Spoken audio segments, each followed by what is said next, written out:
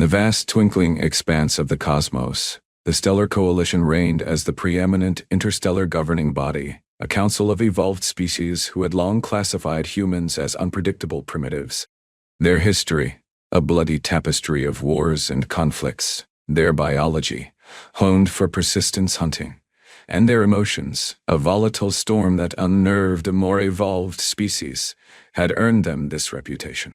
Sub-Commander Emily López, Earth's military liaison aboard the Coalition diplomatic station Serenity, was acutely aware of these perceptions.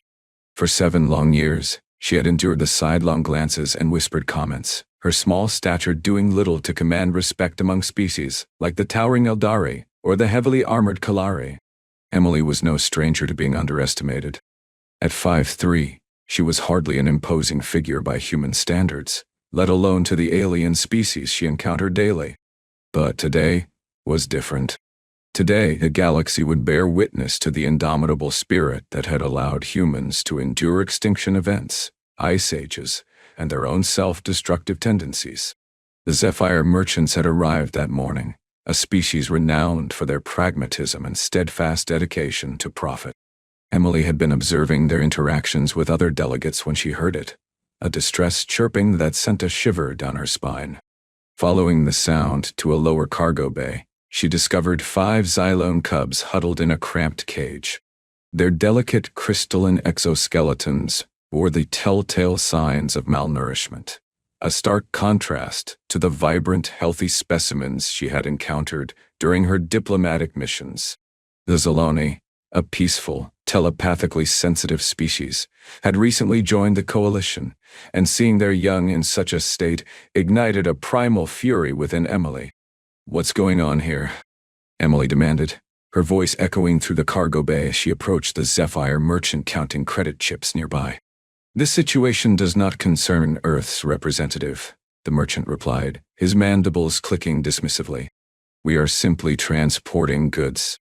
Emily's gaze hardened as she looked at the cubs, their large, frightened eyes reflecting the harsh cargo bay lighting. "Those are children," she corrected, her voice like steel. "They are orphans from the Xyloni colony on Epsilon 5. With no parents, they become property. The laws of 22 systems permit this arrangement." A primal rage stirred within Emily, an emotion as old as humanity itself. It was a protective instinct honed since the earliest days of her species, when they first gathered around fires in the darkness. "Not on my watch," she said quietly, her voice a low growl. The merchant laughed, a grating sound like metal on stone. "And what will you do, human? Call your primitive military? File a complaint with the Coalition? By then, we'll have departed, and these specimens will command a high price in the Outer Rim research facilities." Emily didn't engage in further argument. The Zephyr was right about one thing: bureaucracy would be too slow. Instead, she accessed her neural implant and sent a message to Captain Santiago, initiating Protocol Delta Phi. "This is not a drill." Protocol Delta Phi was a contingency plan created after first contact, designed to protect vulnerable non-combatants in Coalition space when diplomacy failed. Until now, no one had activated it. The station's alarms began blaring minutes later, a harsh, insistent wail that cut through the usual hum of activity. As the merchants scrambled to secure the cargo, Emily struck. Her augmented reflexes, a standard enhancement for Earth's military, allowed her to dodge the Zephyr's defensive spines. She landed a few precise blows that sent the merchant crashing into storage containers, his body crumpling like a discarded shell. "You have no authority here," the Zephyr screeched, his voice a pained hiss. "I'm not using authority," Emily replied, removing the standard issue multi-tool from her belt. "I'm using something your species never evolved: motherly rage." The station's security forces arrived, led by a Kalari commander who towered over Emily. "Human, step away from the Zephyr property," the commander ordered, his voice a deep rumble. Emily stood her ground, her stance unyielding. "These are children, not property. Scan them. The children are showing signs of psionic distress, which violates Section 8.1 of the Sentient Rights Charter." The Kalari hesitated, his compound eyes flicking between Emily and the cubs. After a moment, he performed the scan. His eyes widened as he reviewed the results. "The human is correct," he acknowledged, his voice grave. More security arrived, including representatives from 7 different species. The cubs' telepathic distress had been broadcasting throughout the station, but only the human had responded with immediate action. As medics tended to the cubs, the station's diplomatic council convened an emergency session. The Zephyr merchant was detained, and investigations revealed a smuggling network that had been operating for years, preying on the vulnerable and the orphaned. The eldest Xyloni cub, its crystalline form glimmering with recovered health, approached Emily afterward. Through a translator it spoke, its voice a soft, melodic tone. "Why did you fight for us when others would not?" Emily knelt to meet the child's gaze, her eyes reflecting the cub's delicate features. "Where I come from, protecting the young isn't a cultural choice. It's written in our DNA. Long before we had language, we had this instinct." Word of Emily's actions spread quickly throughout the coalition. Footage of the human sub-commander standing against armed security, refusing to back down even when outmatched, became viral across interstellar networks. Species that had dismissed humans as unpredictable savages began to reconsider their perceptions. The Xyloni Supreme Council formally requested human protection for their colonies, and 4 other vulnerable species followed suit within a week. In the coalition's enormous hall, the ancient rule elder addressed the assembly, his voice echoing through the chamber. "We have misjudged our human allies.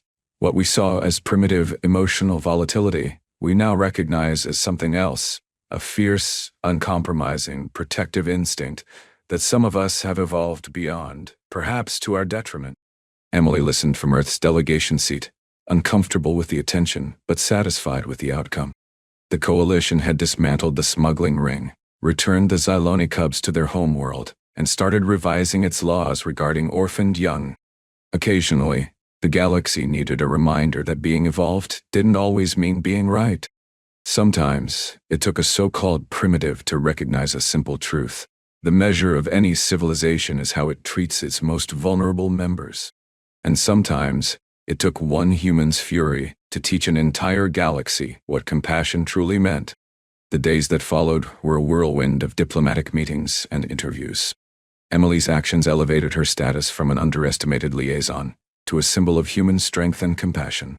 She fielded questions from delegates eager to understand the depth of human emotion and the lengths to which they would go to protect the innocent.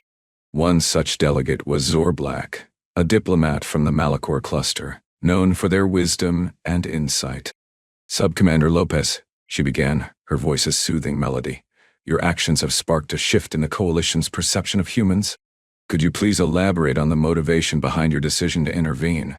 Emily took a deep breath, her mind drifting back to that moment in the cargo bay. "It was instinctual," she replied.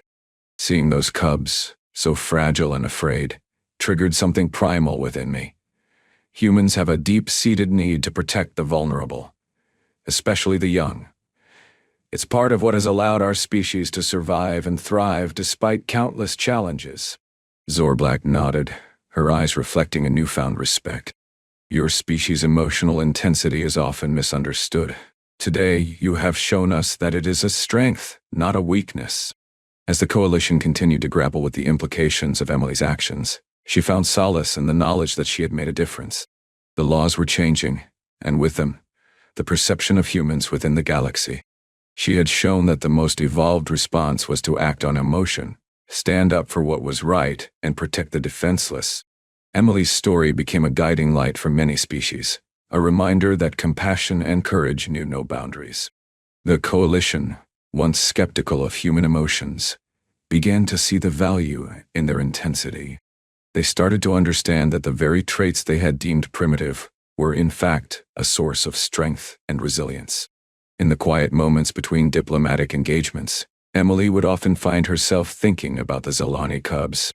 She wondered how they were doing, if they had a new home, and if they remembered the human who fought for them. Her actions had unimaginable ripple effects, and she felt a sense of pride in contributing to the creation of a more compassionate galaxy. The coalition's great hall buzzed with activity as delegates from various systems gathered for an unprecedented summit. Anticipation surged in the air as the ruling elder stood at the podium, his ancient eyes scrutinizing the crowd with a profound sense of gravity. "We have convened here today to address a matter of profound importance," he began, his voice carrying through the hall like a reverberating drum. "The actions of Sub-Commander Emily López have brought to light a truth that we, in our pursuit of evolution, had forgotten. Compassion, empathy, and the protection of the vulnerable are not signs of weakness but of true strength." He paused, allowing his words to sink in. "We have misjudged the humans. Their emotional intensity, once considered a liability, is now recognized as a powerful force for good. It is a reminder that evolution is not merely about physical or technological advancement, but also about the depth of our empathy and our willingness to act on it." The hall erupted in a murmur of agreement and awe. Delegates exchanged glances, realizing that a shift in perspective was underway. The humans once considered primitives were now regarded with a newfound respect and admiration. Emily, standing among the Earth delegation, felt a mix of pride and humility. She had never sought recognition but found solace in knowing that her actions had sparked a galactic awakening. As the ruling elder continued his address, she allowed herself a small smile, knowing that the galaxy was a little bit better because of her. Emily's story became a staple in interstellar education, taught to young delegates as a lesson in courage and compassion. Her name was synonymous with hope, and her actions served as a reminder that even the most evolved societies could learn from those they once deemed primitive. As Emily looked out at the stars from the observation deck of Serenity, she felt a deep sense of satisfaction. The galaxy was changing, and she had played a pivotal role in that transformation. While she was aware that her journey was far from complete, she found comfort in the knowledge that she had made a difference. The measure of any civilization, she reflected, is indeed how it treats its most vulnerable members.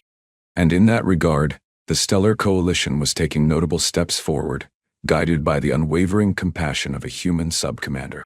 Emily's legacy would endure, a testament to the power of emotion and the indomitable spirit of humanity. The galaxy had learned a valuable lesson, and it was one that would shape its future for generations to come.